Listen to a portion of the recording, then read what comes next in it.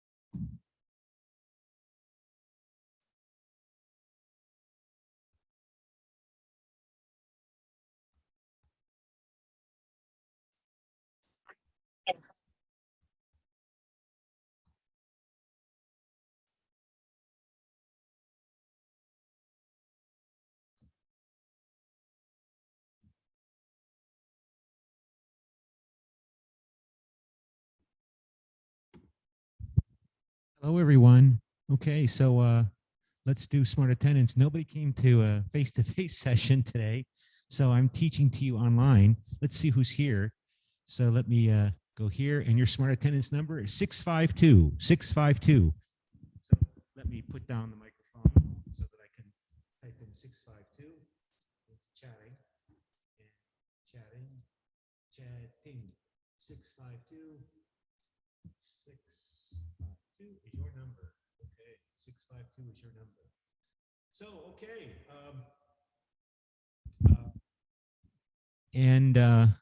I've been quite busy here over the last couple of days because there's an online conference going on of the Association for Slavic East European Eurasian Studies. It has a virtual component. It has a online, 100% online component of the conference, of the same conference I went to 2 weeks ago, where I was in New Orleans, and we met online on Friday while I was in my hotel room. That was the face-to-face part of the conference, and now we're having the online component. And the online component of that conference of the Association for Slavic East European and Eurasian Studies, the online component begins at 11 o'clock at night every day, our time here in Korea, 11 o'clock at night. So I take a nap, and then I do some exercise, and I try to stay awake as much as I can from 11 until now. The last panel just ended 15 minutes ago for today. And it's been very interesting because the conferences also have a big focus on European Union, on the impact of European integration on Eastern Europe countries, because the name of the academic association holding the conference is the Association for East European Eurasian I'm sorry, yeah, Association for Russian, East European, no, ACES, Association for Slavic, East European, and Eurasian Studies. So it's for everybody who studies the former Soviet Union and Eastern Europe, basically. Everybody who studies the former communist Russian dominant state and Eastern Europe. And so, of course, a big focus in that conference has to be Europeanization and the impact of European Union and European integration on Eastern Europe. And we just had an interesting panel, including with some Bulgarian participants. And as you might know, I spent 15 years working in Bulgaria from 1994 until 2009 before coming here. So I'm still working on Bulgaria, and Bulgaria is a very important part of the of my work.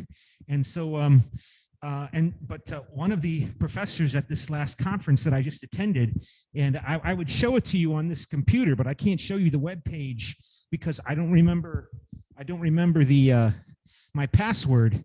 Of course, my password is saved on my laptop computer. If I try to, let me see if I can do it one time. Try to open up. Well, I can really show you the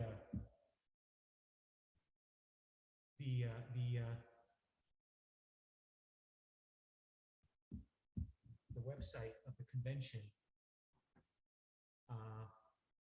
Yeah, so this is the website for the convention. So let me go here and share screen and show you the website of the convention that is now going on right now. And so this is the site of the convention, the annual convention. And I can go to the virtual convention site. And so I can't, I don't think I remember of course, because, you know, it just saves my password on my own computer. So of course I don't remember what my password is to log in again. Let's see if it goes. No, so I can't. I'm not really going to waste time trying to find it here. But I just wanted to show you the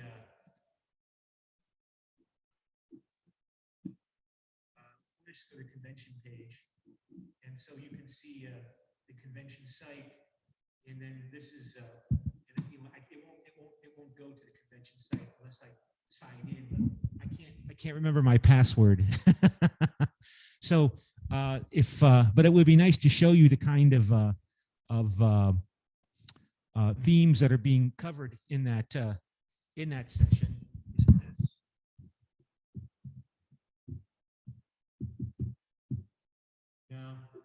No, I can't. I'm not going to waste time trying to find it, but because it'll take too long. But so this is going on now, and one of the interesting points that was just made at that last panel that I attended was that the European Economic Community, or the European Economic Community that emerged out of the European coal and steel community, because you remember that the Treaty of Paris, signed in 1952, established the European coal and steel community, which then became just a few years later, 5 years later, in 1957, the European Economic Community. And one of the professors there at the panel made the point that the formation of the European Economic Community was very much connected to the West European countries giving up their African and Asian empires. That decolonization of the French and empire in particular, but also the empires of later of Spain and Portugal, but particularly France, was very much an important part of the motivation behind creating the European Economic Community, because the French government needed to compensate for the political unhappiness, the political negative reaction to France giving up its glorious empire, which was glorious in the view of many people in France.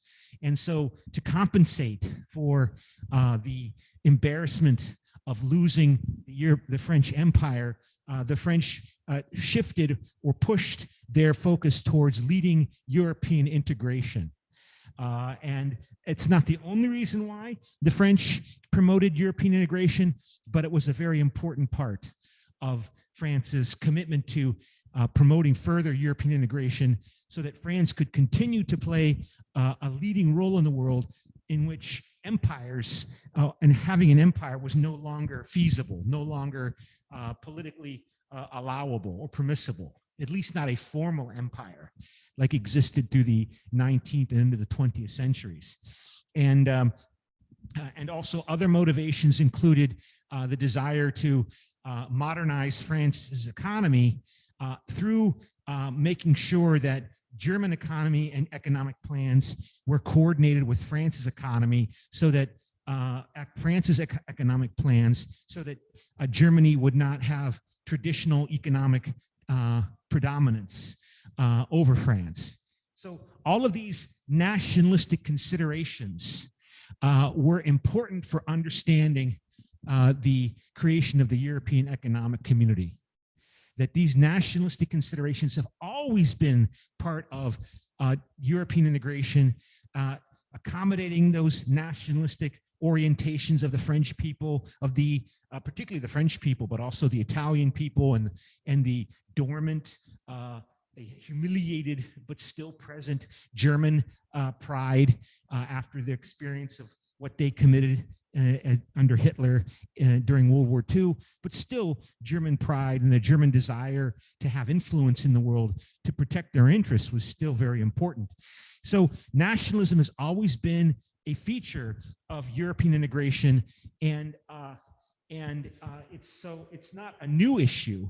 It's just that nationalism in the second half of the 20th century was focused on dealing with the Cold War. It was emerging, or nationalism was an issue within the context of the Cold War between the United States and the Soviet Union, and was also a period within the Cold War of decolonization, right? Because the Moscow and the communist world is competing with the United States and its former colonial empire allies, the French and the British and the Spanish and the Portuguese, for influence in Africa and Asia. And having colonies not only was becoming politically impossible because of the high political costs of trying to hold the empires against resistance, growing resistance in Africa, in Asia, which cost money to Paris and London and later Spain and Portugal. You had to send more soldiers. You had to spend more money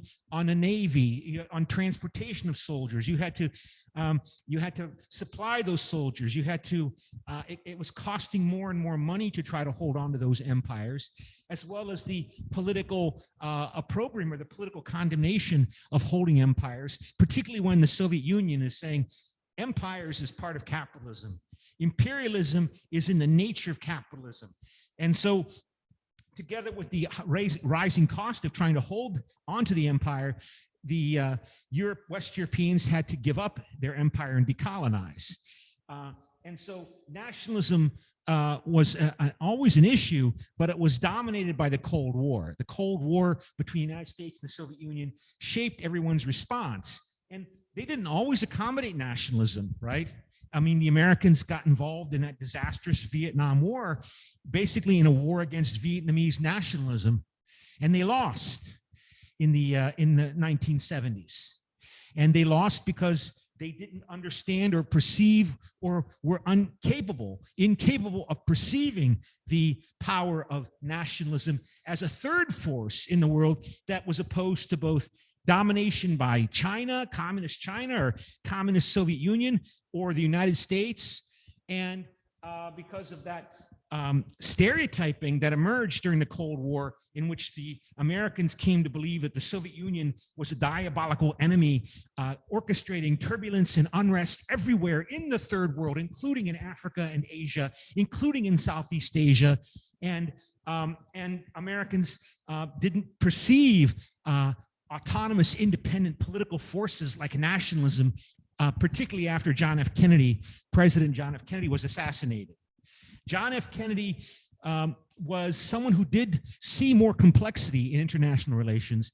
He talked about a third force. And we don't know if he would have deployed the US military in massive numbers if he stayed alive, but we know that after he was assassinated, he was replaced by his vice president, Lyndon Johnson, who saw the world much more in that diabolical enemy stereotype that we talked about a week or two in this class. And so, and the result was a disaster. And, but still nationalism was important, but the Europeans had sooner than the Americans, earlier than the Americans, come to conclude that the Soviet Union might be a problem, but it's not a terrible threat that's trying to conquer Western Europe and that's causing all of the trouble in the world. So the West Europeans, as you read in your chapter for this week, began to criticize the United States' involvement in Vietnam because of the terrible things that were happening in Vietnam that were being reported on the television news. The first television war was the Vietnam War, where journalists would record on videotape the fighting, and a week later that videotape would appear on American television news broadcasts or European news broadcasts. So the Europeans were criticizing the Americans in part because the Europeans did see nationalism more clearly. They did see the world in more complex terms than the Americans did. And they were criticizing the Americans for their behavior in Vietnam. And that was the first significant indication of a conflict between Washington and Europe. Not conflict, but disagreement, public disagreement, international relations between Washington and the Europeans. That has become more and more prominent to this day. But now that the Soviet Union is gone for 30 years, the Soviet Union has been gone, we see nationalism in Europe and the whole world is not as limited or shaped by intense international conflict between the superpowers or between the great powers. So we see nationalism playing a more unpredictable or more disruptive role, is a better term. Nationalism playing a more disruptive role in European integration and of course in American politics with the rise of Donald Trump, which is still hard to believe that actually happened, but it did indeed happen. The European Union has to deal with those challenges of nationalism because nationalism is a fact. It's part of reality. You can predict when nationalism emerges, it will emerge, and we can't ignore it. If we want to work for peace in Europe, if we want to work for peace in the world, we cannot ignore nationalism. It is there, so you have to accommodate it. You have to deal with it. And sometimes you have to make compromises if you're the European Commission, which may not be very appealing. So I wanted to highlight how you see that the European Union leaders, including the European Commission, these European Union leaders, these individuals who are in the European Commission, these individuals who are president of the Young European Council that was formed with the Treaty of Lisbon, these individuals, men and women, like Ursula von der Leyen, the president of the European Commission, these are professional politicians. These are professional, liberal, democratic politicians who've built their entire professional careers in politics, in winning elections, in dealing and accommodating and winning elections. And that means accommodating public opinion, dealing with public opinion. And you cannot understand public opinion in politics, in international relations or domestic policy unless you understand nationalism. And you see these skilled, veteran, senior politicians who had very prominent, important political careers in their home states, as they become members of the European Commission, for example, use their political skill to compromise, to accommodate, while trying to promote human rights and European values. And so they make compromises. They make compromises. And so here's an example of a compromise. Refugees, people trying to come into the European Union to escape terrible conditions in places like Iraq that was destroyed as a consequence of the American invasion of Iraq back before you were born. Well, no, when you were young in 2003, very young. United States invaded Iraq, destroyed the country, and now we're seeing this use by Belarus, Lukashenko, President Lukashenko Belarus, the so-called last dictator in Europe, attempting to pressure the European Union and punish the European Union and leverage the European Union for putting sanctions on him for not allowing free and fair elections in his country, and using the police to terrorize and torture his opponents who want democracy in Belarus, is now encouraging refugees from Iraq, Kurds in particular, who are fleeing Iraq because of corruption, crime, violence, and they want to get to Western Europe. They want to get to Germany and other countries where they can make money and make a living and have a decent life for their families. And so here you see, here's the report, because we've been following this in this class. So I wanted to make sure that we continue to follow this, just to show you how the European Union really works. And as we go through this newspaper report, this New York Times report, that the European Union is attempting to deal with these migrants that are coming into Iraq, knowing that if they let these people in on a large scale, it's going to increase the political support for anti-European Union parties within France, within Germany, within Italy. So they have to be very careful. So let's go through this. It states here that it says here, the European Union on Wednesday proposed new measures that would allow Poland and other member states bordering Belarus to suspend some protections for asylum seekers, raising concerns that they may undermine the ability of migrants to seek refuge in the bloc. So, as we've covered briefly in previous classes over this semester, that since 1951, almost all the countries of the world signed and ratified the United Nations Refugee Convention. The Refugee Convention of the United Nations from 1951 allows everyone to leave their country and come into another country and claim asylum because they are being persecuted for their religious or political beliefs, not for poverty, not because they're poor, but because they're being persecuted. They risk being attacked or persecuted by their national government at home for their political or religious beliefs. And they can submit an application for asylum, and then that application for asylum has to be reviewed and considered by the host country that received the refugee, and it can take years for that refugee asylum application to be approved or rejected. And in the meantime, the host country has to give the refugee a place to live for years in their home country.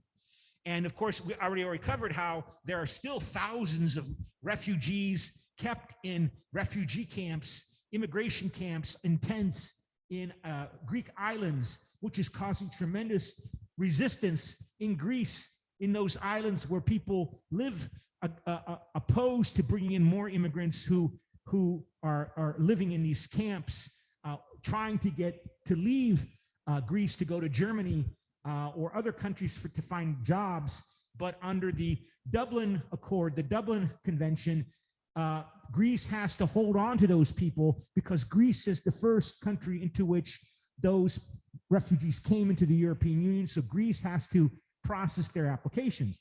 And so the same rule would apply to Poland. If Poland were to allow these refugees from Iraq who are coming into Belarus to try to get into European Union, according to the Dublin Convention, the Dublin Accords, Poland would have to house and allow those people and house them and to allow them to stay in Poland, and the Polish border police and authorities would have to process their asylum applications. That was the rule until now. It says here, and you know, of course, Poland is ruled by a far right-wing political party that's intensely nationalistic, the Law and Justice Party. The proposal from the European Commission, the bloc's executive arm, would extend the period that Latvia, Lithuania, and Poland would be able to detain asylum seekers while their applications are being processed. A group said the rule change would leave applicants in a state of limbo and in increasingly unsafe conditions. So the police could hold them without granting them application status.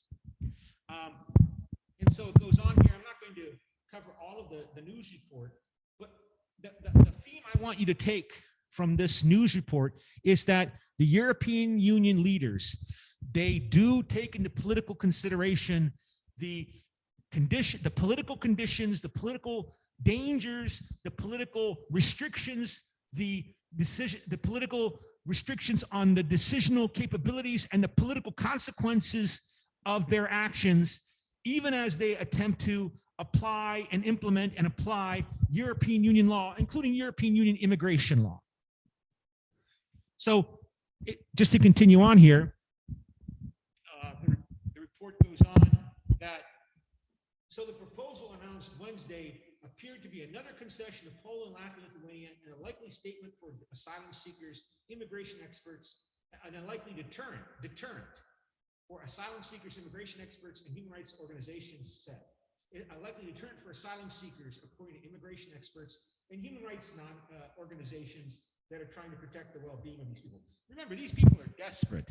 I mean, these people coming from Iraq, they gave up everything. They have nothing, right? They sold their homes because, and they did that because their conditions are desperate within northern Iraq, where the Kurdish population lives. People don't do this because they are ambitious and want to become rich. They want to survive.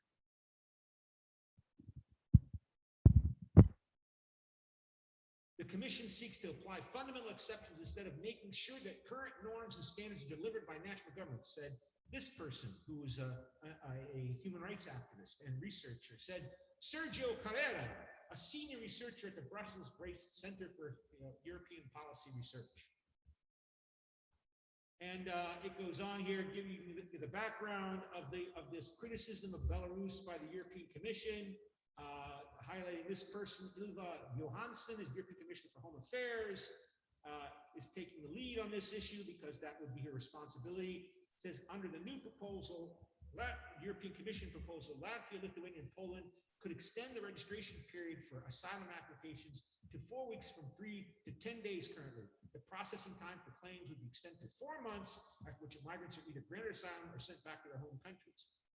And note this, remember we asked this question at a previous class, like we asked you to predict whether or not some of these asylum seekers would eventually make it to Germany. And in fact, some have, because they don't want to stay in Poland. Poland doesn't have good jobs for them.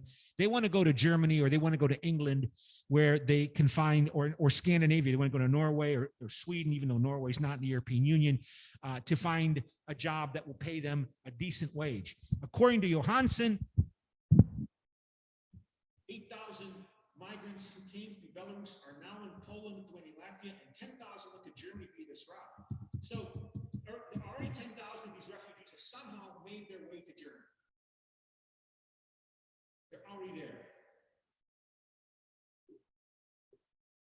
It seems like so much of politics is about theater, right? It's about trying to appeal to your public opinion in Germany or France or Poland or Italy to show that you're not being easy on asylum seekers. But then somehow, in the complexity of the actual cases, some number of refugees somehow are making it to Germany. So 10,000 of these refugees over the last few months have made it to Germany.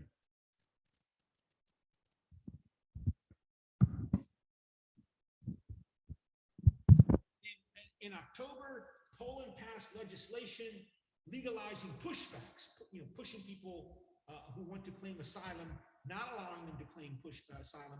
Instead, the police just throwing them back across the border in Belarus, which is against European and international law. That international law is the 1951 United Nations Refugee Asylum Convention. That's the international foundational law. And European law incorporated further and developed further that refugee law years after, over the years since 1951, since the UN Convention, because, as I said, the European Union always emphasizes in its official rhetoric that it favors the development of the rule of law, and it wants to partner with the United Nations and develop the United Nations system around the whole world, because that's what the European Union is all about. And keep that in mind. The 1951 Refugee Convention emerged after the horror of World War II, where you saw, for example, thousands of Jewish people fleeing Hitler's Germany, getting in a boat and trying to go to America to flee Nazi Germany in the 1930s, when they thought that they were going to be in serious danger, obviously, in Germany. And the Americans said to the ship carrying these hundreds of Jewish refugees, no, you can't come in here. European problems are not going to be our problem. No, no, no. And one of these ships was named the Struma. The Struma is the name of a river that goes through Bulgaria into Greece, into the Mediterranean Ocean. It was right outside my office, this Struma River in Bulgaria. And the Germans, eventually, the boat that was carrying those refugees tried to go back to Europe, and the German Navy sunk it, and all of them died. Like 700 people died. So after that experience, the new United Nations adopted this refugee asylum law that said everybody has the right to try to claim asylum in another country. They cannot be rejected. At least their application has to be considered. But here you see the European Union is modifying those laws because of Polish nationalism. The European Commission has said it has many question marks about the Polish law, but on Wednesday, officials declined to comment on the issue. Camino Mortera Martinez, a senior research fellow at the Center for European Reform, said the new measures amounted to rubber stamping the behavior of Poland. Boo! Latvia and Lithuania, especially Poland, which has been breaking all asylum laws possible, she said. And again, the role of these non-governmental human rights organizations, they provide public opinion pressure, countervailing public opinion pressure against Polish nationalism that's xenophobic and wants these people kept out. These Grupa Granica, granica means frontier or border in Polish. So the Frontier Group Frontier, a coalition of non-governmental organizations working at the border, is trying to help these refugees because these refugees are dying. At least 12 of them, maybe more, have frozen to death on the border with Poland, frozen to death, trying to get stuck outside, trying to cross into Poland with the police stopping them.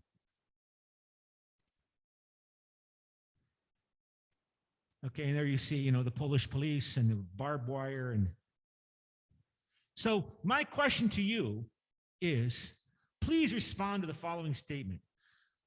The European Union's main contribution to peace in Europe,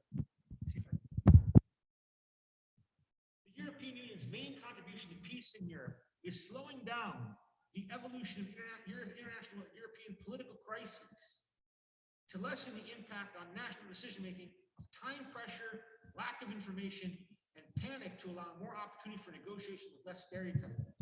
Because nationalism associates with stereotyping. So do you think that basically, in terms of the real contribution, when we talk about the European Union being a peace strategy, remember, the European Union received the Nobel Peace Prize 9 years ago in 2012.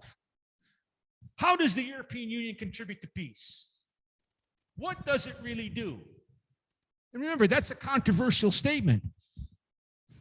Apparently, Moscow, the authorities in Russia, in Moscow, are not impressed with the European Union as a peace strategy. When Ukraine moved to sign a free trade agreement with European Union, a free trade agreement, not a security agreement, just an FTA. Russia responded by encouraging the occupation and uprising in eastern Ukraine, the violent uprising in eastern Ukraine that killed thousands of people. They occupied Crimea and annexed it to Russia, and the fighting is intensifying there. So if the European Union is a peace strategy, we have to explain what's going on in Ukraine, in the heart of Europe. All starting with the violence, starting with the European Union signing a free trade agreement with Ukraine. So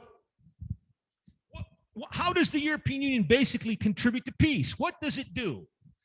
Remember that the European Union was created under the protection and umbrella of American hegemony during the Cold War, when the Soviet Union was perceived by the United States authorities as a Russian version of Nazi Germany. That was the context that created the European Union. That was the political context that gave the Americans the incentives to support economically and politically European integration, and that's a fact. And that's your background. That's the legacy. That's your history of the European Union. So what does the European Union do? Is this really what the European Union does? That it basically slows political conflicts down. It slows down the communication between parties in conflict with each other, so at least they have more time to talk and negotiate and are under less time pressure to act, because of the fear that we don't know what's happening, so we better move and act before our enemy acts and takes advantage of the situation. It allows more time to gain more information and to lessen panic and to allow more opportunity for negotiation with less stereotyping, because when the pace of political change, when the pace of events and change events increases, that's when nationalism and stereotyping become more important in nation states, particularly in nation states. So let me see who's here today, because I haven't checked in a bit. And so go back to, stop share screen. So we have 3 people here today.